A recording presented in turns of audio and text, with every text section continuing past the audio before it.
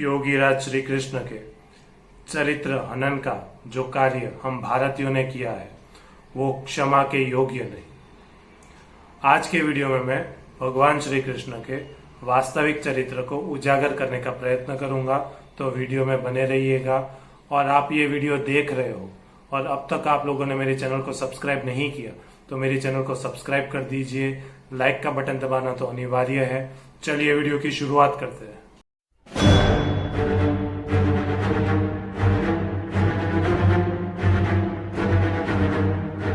तो आज के इस वीडियो में मैं आपके समक्ष ऐसे 5 फैक्ट प्रस्तुत करूंगा और भगवान श्री कृष्ण के उन्नत और वास्तविक चरित्र को आपके समक्ष उजागर करने का प्रयत्न करूंगा।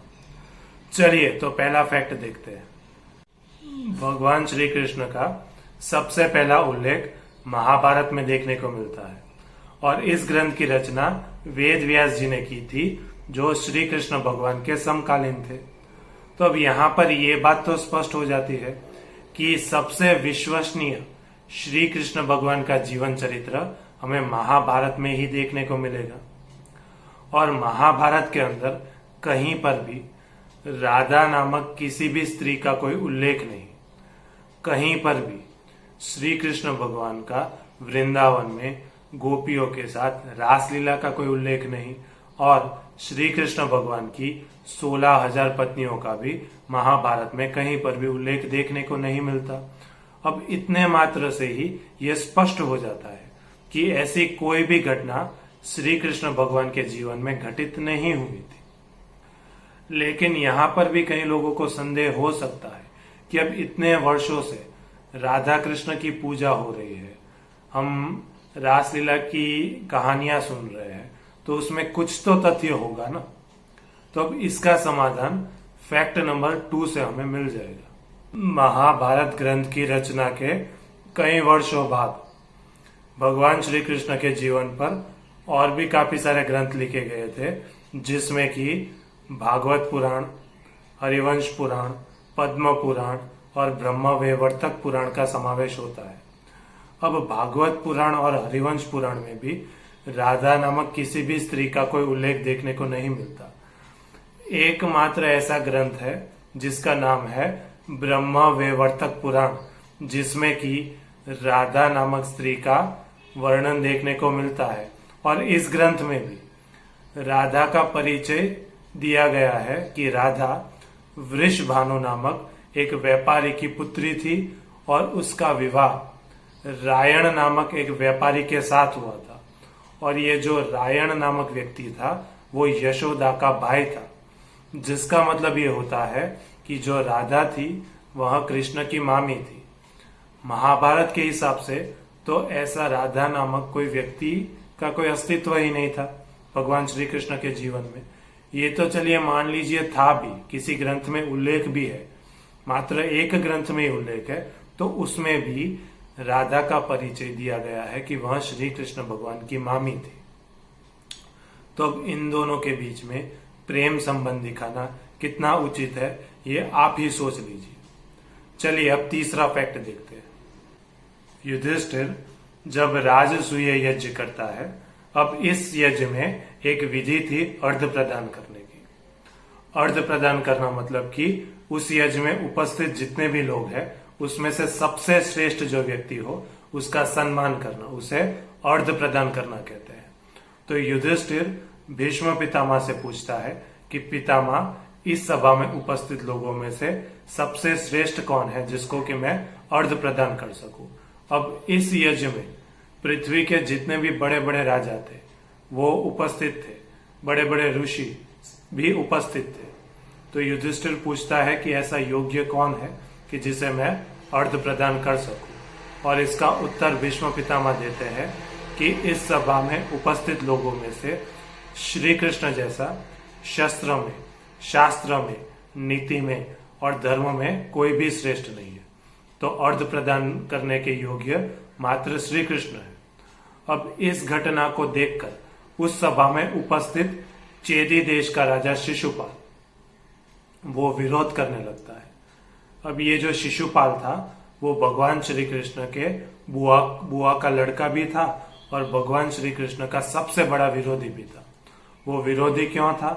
क्योंकि शिशुपाल को रुक्ष्मणी जी से विवाह करना था और रुक्ष्मणी जी ने श्री कृष्ण भगवान से विवाह किया था। तब से वो श्री कृष्ण भगवान का सबसे बड़ा विरोधी था और वो भगवान श्री कृष्ण के बुआ का लड़का भी था।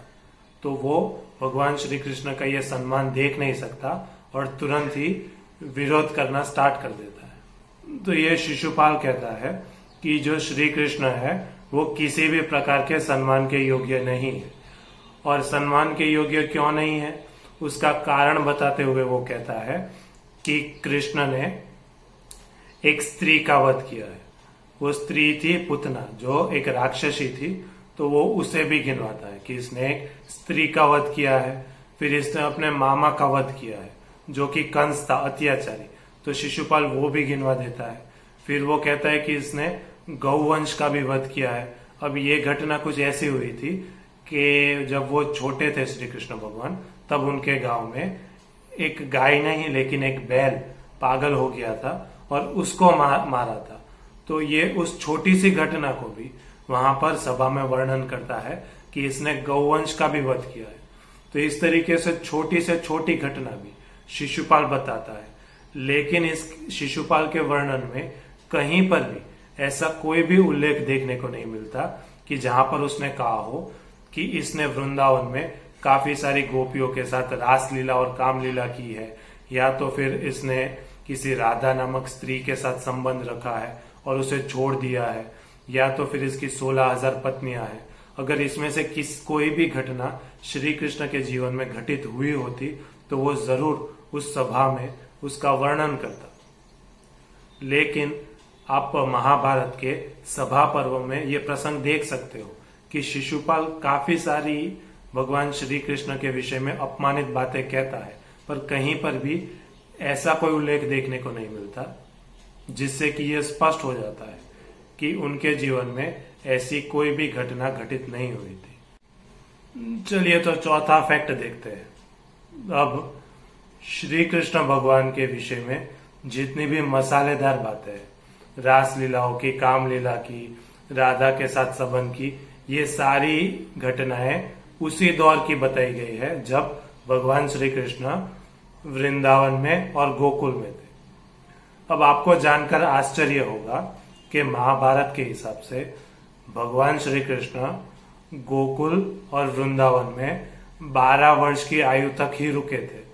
बाद में वो मथुरा चले गए थे और मथुरा में कंस का वध कर फिर वो उज्जैन सांदीपनी ऋषि के आश्रम में अभ्यास के लिए चले गए थे।